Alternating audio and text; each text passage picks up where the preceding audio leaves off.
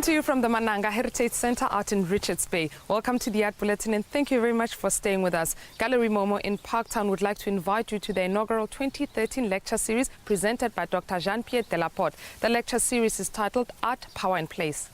I'm hoping that we will ask ourselves the question, is South African art South African?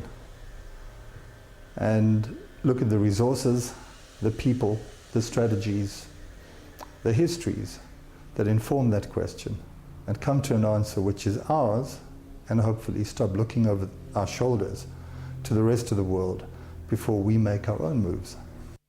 This week, the Writers Associates, in partnership with the SABC and the Department of Arts and Culture, announced the nominees of the 8th South African Literary Awards. The program for the 2nd Africa Century International African Writers Conference was also announced at their press conference. This is a legacy program of the South African Literary Awards. It was established last year in 2012. We had it at the University of Free State. And this year it will be here at the Museum Africa. This year's theme is Dispossessed, Repossessed, Land Matters in African Matters. We'll be having a number of participants who will be giving papers. Amongst them we have Professor Astrid Mpomokai, Dube Noel, who is a young academic at FEDS. We have quite a number of people. We also have the international participants. The Johannesburg Youth Orchestra has partnered with the Johannesburg Youth Ballet to bring you an extravaganza of music and dance. The two will bring to life the Joburg Theatre on Wednesday the 16th and Thursday the 17th when they fuse Russian and jazz music. We basically had this idea of doing a tribute to James Bond, but also incorporating a bit of Russian music.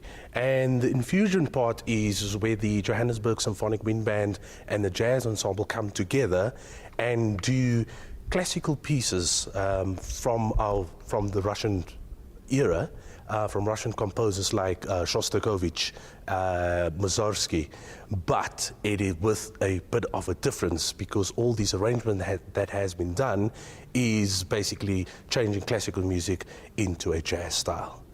Former video director Nick Brandt, whose primary interest has become photographing the animals and wildlife of Africa, has released his latest book of photography. It's titled Across the Ravaged Land and showcases statued animals found dead in an alkaline lake in Tanzania.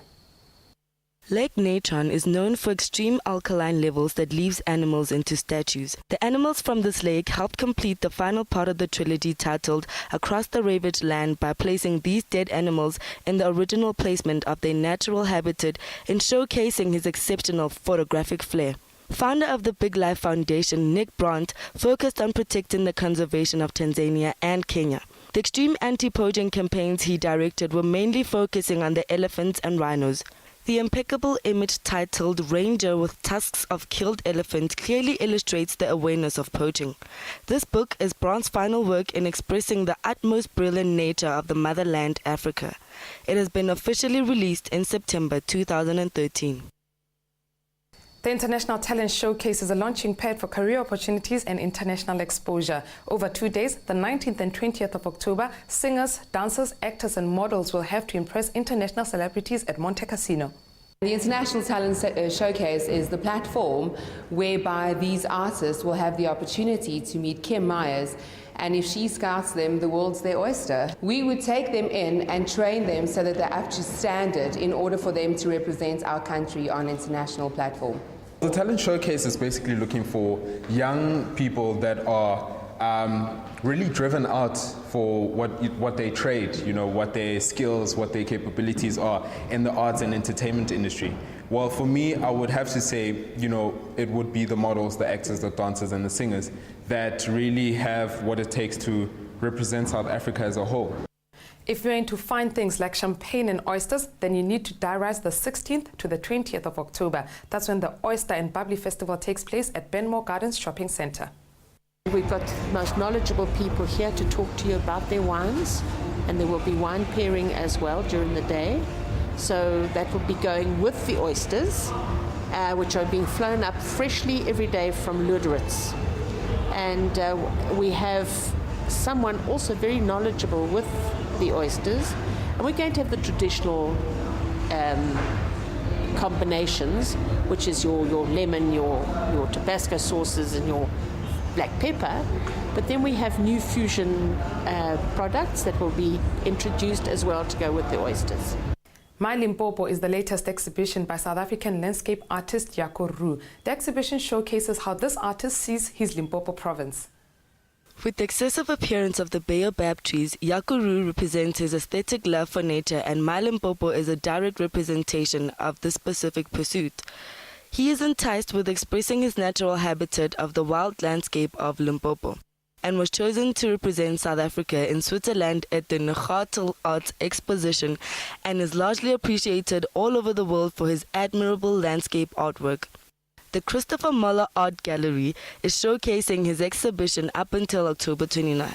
Jameson Irish Whiskey has announced that Academy Award nominee Uma Thurman will feature in the 3 short films made for the Jameson First Shot competition. The Jameson First Shot is an international short film competition which gives 3 aspiring filmmakers the opportunity to have their films made with the help of Kevin Spacey. Uma Thurman will take on the lead role in 3 shorts written and directed by upcoming filmmakers in 2014, following on the creative director Kevin Spacey's starring role in 2012 and Willem Dafoe in 2013.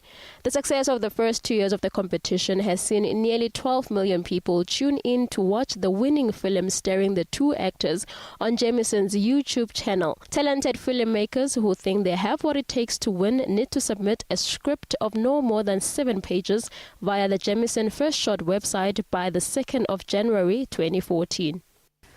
The organizers of the Royalty Soap Awards have announced that their award ceremony will now move to the first quarter of 2014 instead of the 2nd of November this year. The awards are aimed at celebrating actors, directors, producers and crews in the soap industry. And with that, that's how we come to the end of today's Art Bulletin from the Mananga Heritage Center out in Richards Bay. Do feel free to contact us by emailing theartbulletin@sabc.co.za. You can also like us on Facebook or follow us on Twitter. Until next weekend, it's a goodbye from us.